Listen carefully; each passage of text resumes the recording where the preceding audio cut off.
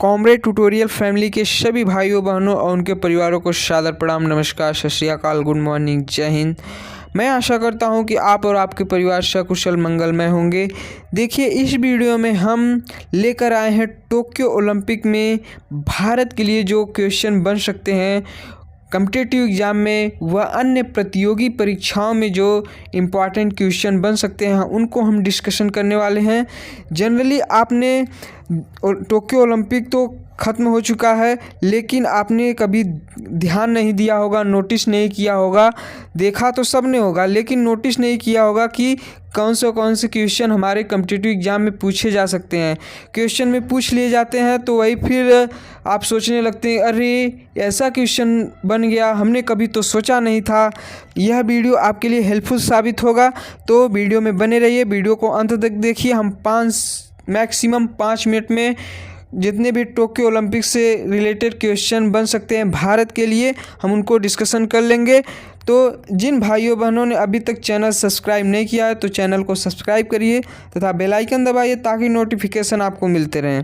ठीक है, तो देखिए, चलिए देखते हैं प्रश्न को। पहला प्रश्न है क्या कि टोक्यो ओलंपिक में भारत के लिए पहला गोल्ड मेडल किसने जीता था?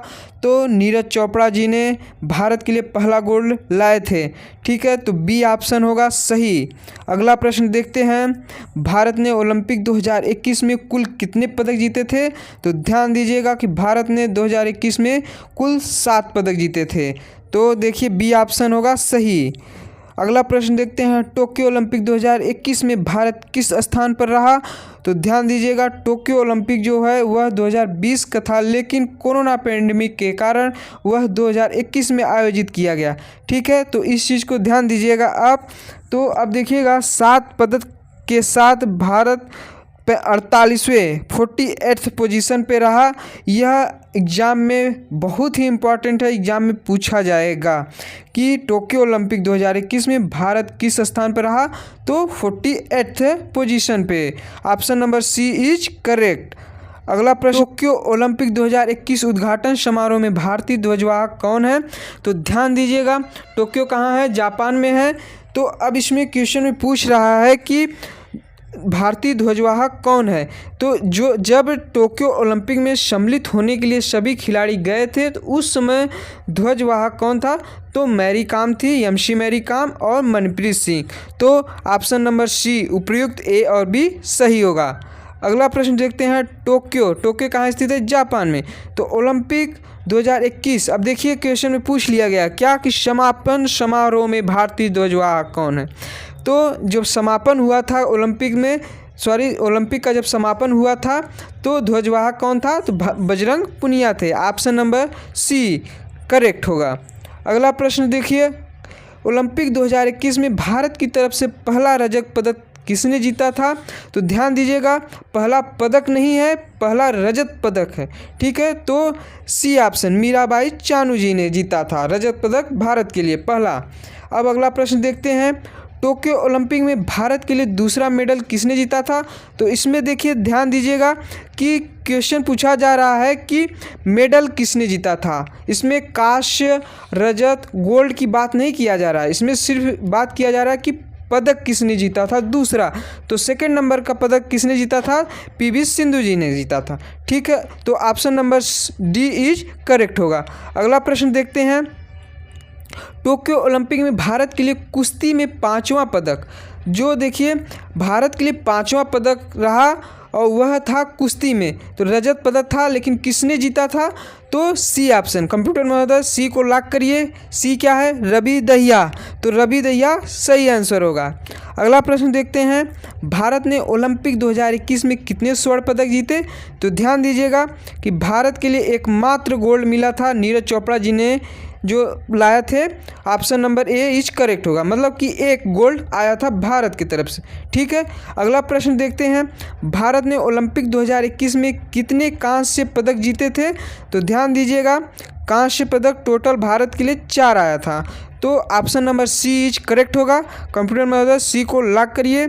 हाँ, सभी को पता लगा क्या कि कांस्य पदक 4 थे टोटल भारत के लिए। अब देखिएगा इसी क्रम में भारत ने ओलंपिक 2021 में कितने रजत पदक जीते, तो ध्यान दीजिएगा भारत ने 2 रजत पदक जीते थे ओलंपिक 2021 में। तो कंप्यूटर महोदय बी को लॉक करिए, तो बी ऑप्शन इज करेक्ट।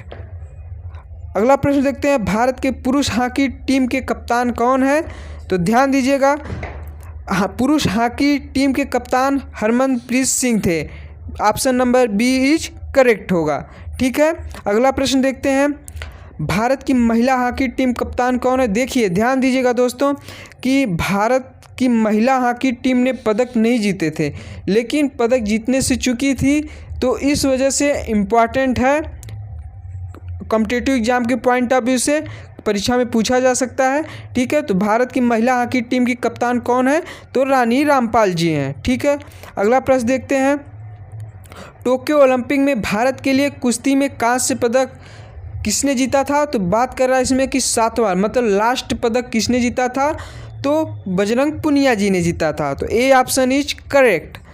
अगला प्रश्न देखते हैं, टोक्यो ओलंपिक 2021 में प्रथम स्थान पर कौन देश रहा, तो ध्यान दीजिएगा दोस्तों टोक्यो ओलंपिक 2021 में प्रथम स्थान पर रहा वह था अमेरिका।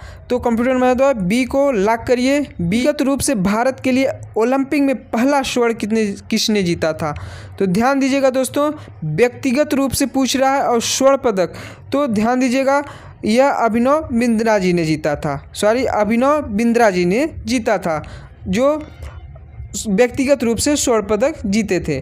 ठीक है, इसमें पूछ रहा है भारत के पहला स्वर्ण। ठीक है, इसमें 2021 टोक्यो ओलंपिक की बात नहीं कर रहा है, इसमें टोटल पूरे इतिहास को लेकर बात कर रहा है। ठीक है, भारत के लिए पहला व्यक्तिगत स्वर्ण किसने लाया था, तो अभिनव बिंद्रा जी ने लाए थे। अगला प्रश्न देखते हैं, ओलंपिक खेल 2024 का आयोजन कहाँ होगा, तो यह बहुत ही इंपॉर्टेंट है, 100% कॉम्पिटिटिव एग्जाम में पूछा जा सकता है।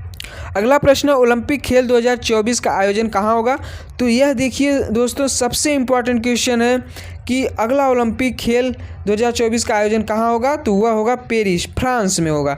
ठीक है, आई होप को आपको यह वीडियो आपके लिए काफ़ी हेल्पफुल साबित हो रहा होगा। यदि आपको वीडियो पसंद आए तो लाइक करिएगा और नए हैं तो चैनल को सब्सक्राइब करिए, चैनल को सब्सक्राइब करना ना भूलिएगा। चलिए अगला प्रश्न देखते हैं, टोक्यो ओलंपिक 2021 का शुभंकर मतलब कि मोटो क्या था, मोटो क्या था, तो वह था मिराई तोआ। ध्यान दीजिएगा बी ऑप्शन है मिराई तोआ। टोक्यो ओलंपिक 2021 का जो शुभंकर मास्कोट मतलब कि आप ऐसे समझिए कि लोगो ना समझिए या फिर कोटेशन समझिए। ठीक है, तो वह था मिराई तोआ। अगला प्रश्न देखते हैं, अंतर्राष्ट्रीय ओलंपिक समिति IOC का मुख्यालय कहाँ स्थित है, तो यह है दोस्तों ल्यूसाने कहाँ स्थित है, तो स्विट्जरलैंड में। तो कंप्यूटर महोदय डी ऑप्शन को लॉक करिए जो सही है, ल्यूसाने स्विट्जरलैंड में स्थित है। क्या है, मुख्यालय स्थित है किसका, अंतर्राष्ट्रीय ओलंपिक समिति का। अगला प्रश्न देखते हैं, ओलंपिक लोगों में कितने छल्ले होते हैं, तो सबसे इम्पोर्टेंट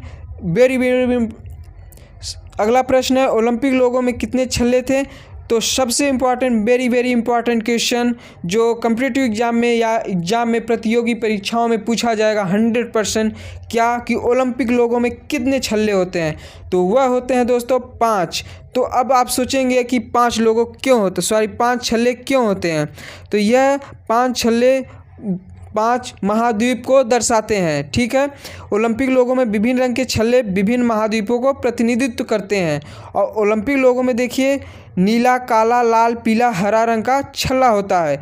नीला किसको प्रदर्शित करता है, तो यूरोप को। काला किसको प्रदर्शित करता है, अफ्रीका को। और लाल किसको प्रदर्शित करता है, अमेरिका को। और पीला किसको प्रदर्शित करता है, एशिया को। तो भारत देश के लिए सबसे इम्पॉर्टेंट क्या छल्ला है, पीला छल्ला, जो एशिया को प्रदर्शित करता है। हरा छल्ला किसको प्रदर्शित करता है, तो वह प्रदर्शित करता है ऑस्ट्रेलिया को। ठीक है, अगला प्रश्न है, ओलंपिक खेल को कौन सी संस्था रेगुलेट करती है, तो वह करती है IOC, अंतर्राष्ट्रीय ओलंपिक समिति, इंटरनेशनल ओलंपिक कमेटी। ठीक है। अगला प्रश्न है ओलंपिक खेल का आयोजन प्रत्येक कितने वर्ष के अंतराल पे होता है?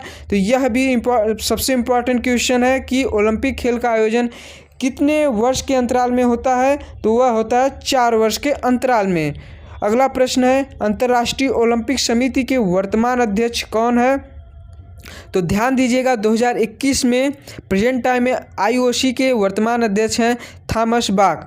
ठीक है, थॉमस बाक कहाँ के रहने वाले हैं? तो यह है जर्मनी देश के रहने वाले हैं। और यह कौन से नंबर के ओलंपिक अध्यक्ष हैं, ओलंपिक समिति के अध्यक्ष हैं? तो वह है 9वें ओलंपिक समिति के अध्यक्ष हैं। ठीक है, और ओलंपिक समिति के पहले अध्यक्ष कौन थे? तो यह थे डिमिटर्स विकेलस थे। क्योंकि यह वीडियो आपके लिए काफ़ी हेल्पफुल साबित होगा। चलिए, बड़ों का सम्मान करिए, छोटों को प्यार दीजिए, अपना व्यक्तित्व इस प्रकार विकसित करिए कि महिलाएं आपके साथ सुरक्षित महसूस करें। मिलेंगे नेक्स्ट वीडियो में, तब तक के लिए जय हिंद।